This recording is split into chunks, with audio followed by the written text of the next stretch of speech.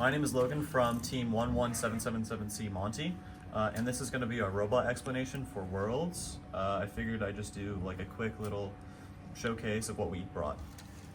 So starting off with our drivetrain. Our drivetrain has 2.75-inch Omni wheels with a 450 RPM ratio, powered by 6 Blue motors. We also have 2 Omni wheels used for position tracking for odometry during our autonomous. The robot chassis is 28 long by 25 wide, and this helps us fit in the alleyway like really neatly, and also allows us to turn while we're in there. The next thing is our intake. Our intake is powered by 2 Blue motors and a chain on each side, with a mesh intake, which worked perfectly. Even though some teams had flex wheels, it works the same. We also had to add on wall riders because this polycarb would get stuck in the walls. And speaking of the polycarb, this was our sled for our intake. And so when we would come up and drive to a goal, it would easily just pop up and push the tri-ball in very easily. And the angle was like perfect. For the match loading part, we had a trap door on each side that was just a hinge and a rubber band. So we were able to put a tri-ball in, and it would not be able to come back out the other side whenever we were like running autonomous or just like human error. Next, we have our flaps on the front of our robot, which help push the tri-balls over the middle barrier. I made all of these cutouts with Delrin, and then I bent them with a custom module that I made by screwing Dex parts together, just a few plates. Connected to the flaps, we have 2 medium pistons on each side. This angle was actually pretty good because it sticks mostly like forwards, but also it sticks outwards a little bit so that it can actually start like pushing the flaps out without having to rubber band it outwards. For these pistons, we had it single acting, so we only pushed air out and we had a rubber band pull it in. On the back of our robot, we also had 2 flaps on each side. We only ended up using these during autonomous, and if I ever needed to get tri-balls out of the corner for getting extra points. Both of these are also wedged so that the tri-balls fly out of the match load zone very quickly. Connected to the drive base, we have sleds on the front and back. They all have wall riders. These are just small sprockets, low strength sprockets, and they are double layered Delrin. They also have cross bracing support, both on the back and front. Another thing connected to the drivetrain is our G-tier climb for our PTO for our G-tier climb. We have a 48 tooth gear connected to a 36 tooth gear. The ratchet hits these 24 tooth gears. That's all they're used for.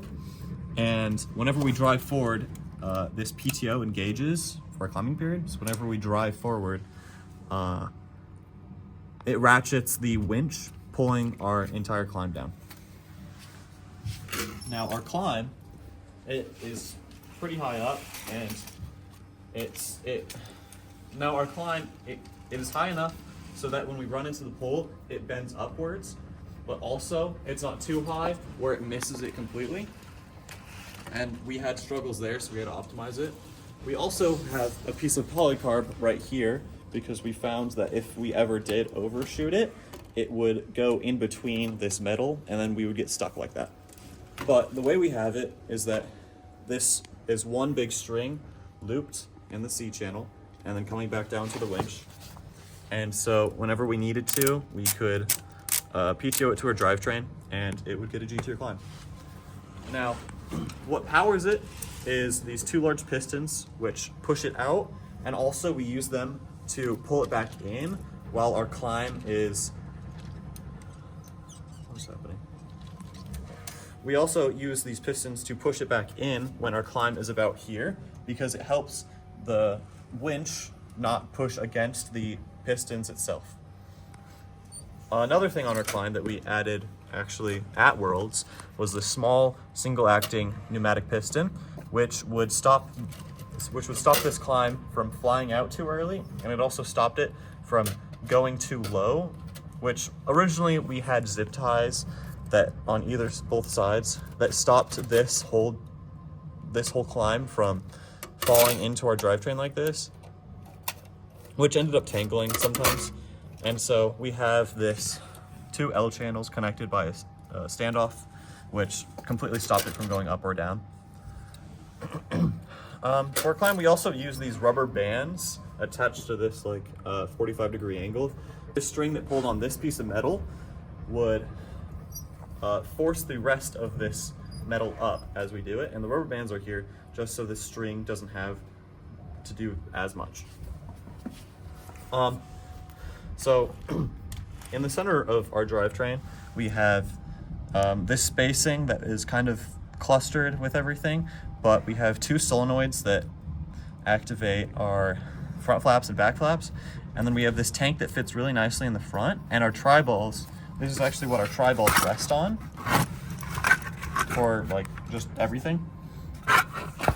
This we used a high strength axle for most of our bracing, so we have 1 high strength axle here. We have one, where do we have one? Oh, yeah. We have another high strength axle in the back that we use for cross bracing because we would end up hitting this on the short barriers, and so it would dent them a lot. It ended up being a problem, but we could fix it. This ODOM wheel would catch up on the piece of metal, but we could push it back down, and we only needed it for the beginning of our matches, so that was completely fine. Now, we have 2 inertial sensors because we had to replace this one since it got bent by the pivot point on our intake. What would happen is if we would climb and then our climb ever fell, it would fall right on the front of our intake, and so it bent this whole thing backwards. And so we had to replace the inertial sensor to the front. We also have 2 more solenoids in the back that control the PTO and the climb. Everything meshes in really nice, and there wasn't any hazards about the cables being too long. So, battery placement went kind of tough. Just rubber banded to the brain. So I planned for a battery placement, which was gonna go right down here where these solenoids were, but I didn't realize that we needed that many solenoids. So we rubber banded the battery to our brain, which was fine. No one said anything about it being over the button. Never got caught, never got unplugged in any match, so. Yeah. Also, another thing about the ODOM wheels is we made custom tracking pods, or custom pods for the actual wheels, and we use a half-cut odometry wheel. We use a half-cut Omni wheel because we don't own any of the 2-inch Omni wheels that are already this size. This is a bit wobbly, which, I mean, we didn't run into that many errors, though we had a few times where it messed up. And overall, these could be a lot better, but they worked fine for now. Yeah, so we're good how we did at Worlds. Everything went okay. We got the Sportsmanship award, but now the next game is out, so good luck in high stakes.